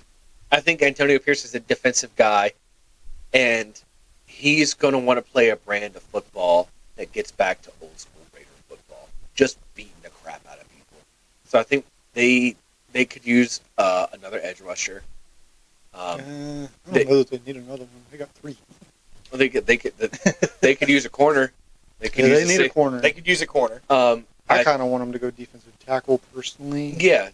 So everybody's like, they got Wilkins, and I'm like, let's get another guy in there. Yeah, they've got to stack that damn line. That way you got 4 guys across the defensive line that can just eat you up. Sorry. I will say you're not going to be running against a line like that very much. That's for sure. Well, that being said, that's our first 13. And that's a good point to get to. Because there's a lot of moves that could happen in the first 13, and there's teams that still are, Way back there. Yeah. that could really still make a push and make a move here and there. Who else do you guys have? Give me some big name players that you guys have that you don't think are going to go in the top 13. I know you talked about Corum. Yeah. Mentioning Keon. Benson.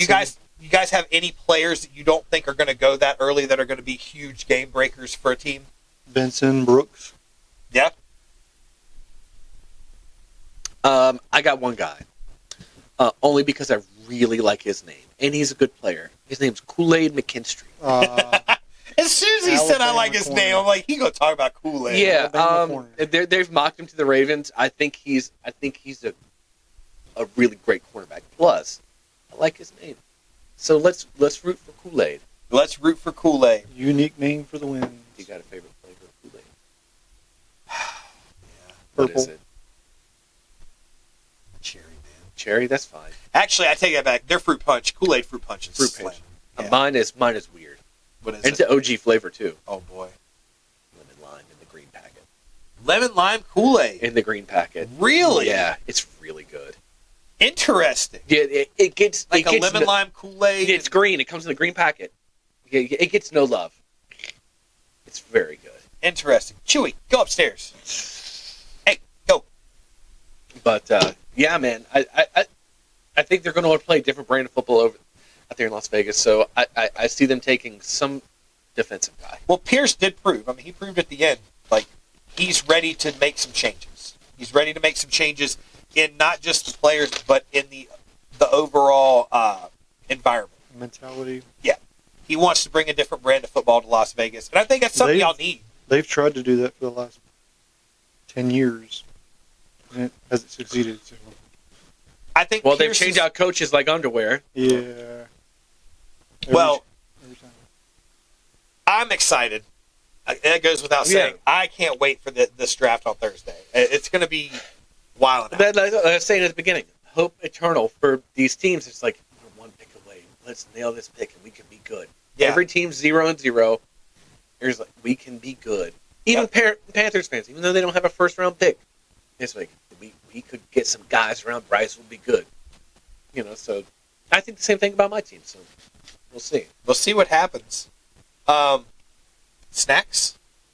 What about them? Snacks? Do a little quick review. Oh, yeah, Do a little bit of rating on these. So I've been munching on these. If you haven't heard or seen, I didn't like them at first. They've grown on me.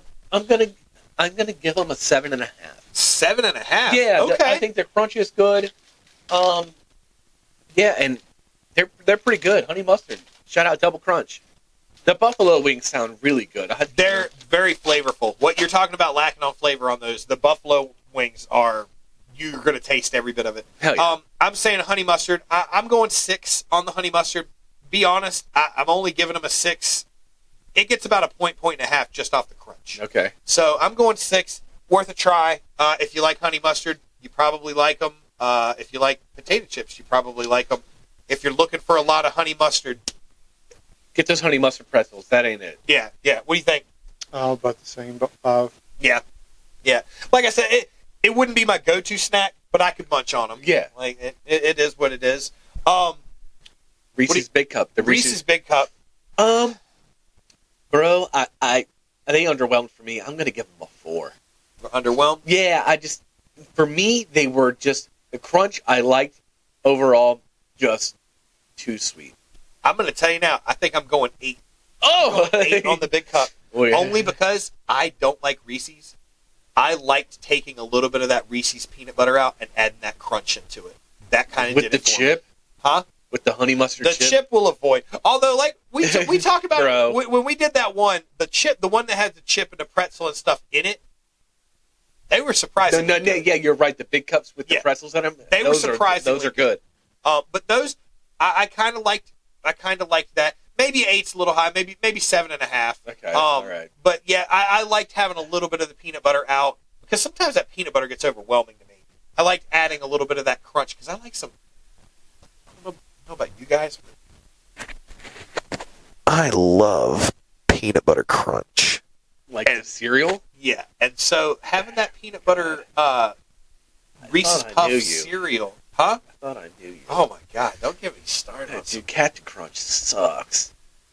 Captain Crunch sucks. All brands of Captain Crunch. Well, everybody, this has been a great podcast. But You- guys are you gonna see have to me excuse missing. while I beat the shit out of our co-host. No, No, Captain so- Crunch is terrible. Cuts the roof of your mouth. Worst cereal. No. Worst cereal. No. No. And you can eat it crunchy, and I mean, you Yeah, can't you're- shovel it in and just like you got to show a little pace on How do this. you do that again, Randy?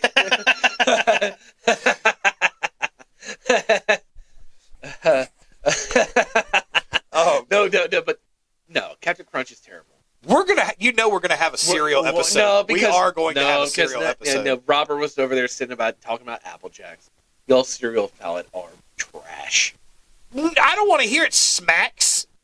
Smacks are so good. No, they're not. Chris, what's your go-to cereal? My go-to cereal, Cocoa Puffs. You're a Count Chocula guy. Yeah, damn right I am. You know what's special about Count Chocula? You can only get it one fucking time of the year now. What? Yeah, Halloween? They don't sell it year round anymore. Do they do the Boo Berry? They still do a bunch They do all of the other three? one- Yeah, They got Frankenberry, Boo Berry, and Count Chocula. I like Cocoa Puffs. That's a good pick, though. Oh, hey, speaking of cereal, they brought back, I didn't bring it back, but the Cinnamon Toast Crunch is doing these variant flavors. They're doing Cinnamon Toast Crunch Waffle. Oh. So, do you remember Waffle Crisp back in the day? Yeah. It's that. It looks exactly the same. But I can't, you're calling it Cinnamon Toast Crunch Waffle. I don't like the name. Yeah. I'll still try You could do a little better on the name. Yeah, but, sorry, last thing. No, we you're gotta- good. I'm down for the Jarritos. The Jarritos. The for me, the Reese's was a 2. You got the 2? Oh, we gave it a 2. Sorry. Really? Yeah, 2? yeah. I thought you were going to back me up No, on that no, one for it's- sure. I was looking over at Chris like, It's like a regular Reese's cup, just with a little bit of crisp wafer in it. It needs more. If it's going to be a high rated, it needs more wafer. Needs more taste to it. crunch. Yeah.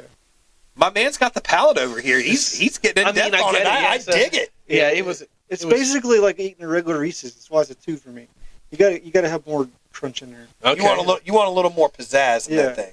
I Otherwise, get I that. just might as well buy the regular ones. I get that. Okay. Hey, that's a damn good point. All right, so Jarritos, what do you think? This is solid, dude. It's a 9. It's pretty good. Yeah, I'm thinking. I'm right there with you. It's a 9. I like the fact that the orange flavor is not overpowering. I liked what you said, kind of not quite overpoweringly carbonated. Yeah, it's not Very- one of those where it makes me feel like it goes up my nose and everything. They got all Yeah. kinds of flavors too. Yeah, I'm thinking. I'm going 8.5 only because I've had the lime one, and the lime one is like good. untouchable. I think What do you got? Mine's about the same, 7, 8. Yeah, 7, 8. I think Solid you still got scores. a special place in your heart for that mango Mountain Dew. And I've tried a couple new ones since then. I'm like, the Mountain Dew episode could happen. It could happen. I mean, there's Mountain Dew Point Break. I haven't. It What is was that? really good. What is it? Okay. Well, The Point Break, it's like melon or something like it. It's gross. really good. It was really good. But anyway, we are out of time. oh yeah. One more time. Come see us at the Chili Cook-Off. This weekend, Yes, dude. come be a part of the Sports Bites family. Come say hello. Twisted Track, Shendo Free Avenue, Roanoke, chili. Virginia. Free chili, from 12 to 4, I think it is. 12 to 4. We're gonna have the booth set up. We're gonna- Hot take chili. Hot take chili. Be a part of it. Give Come- us your hottest take. Yes, absolutely. We will write it down and we will definitely put it on the next episode. Believe me, that is going to happen. We want to see y'all out there. Come see us. Be a part of the family. And vote for us on the Chili Cook-Off. Yeah. Because it's really going to help us get out there, people. Yeah, we want to come get out vote. there. Yeah. Again, thank you all so much for being a part of this. We greatly appreciate every single one of you watching. Chris, great to have you on tonight. Thanks for being a part of this. This was awesome. Brent, Always. as always. And as always, we are Sports Bites, your self-proclaimed #1 sports podcast, bringing you the best of both worlds. Sport. And Snacks. thank you so much. Y'all have a great night. We love you. Long as I wake up in the morning, I'ma get a bag. Get a bag, yeah, I'ma get a bag. Long as I wake up in the morning, I'ma get a bag. get a bag, yeah, I'ma get a bag.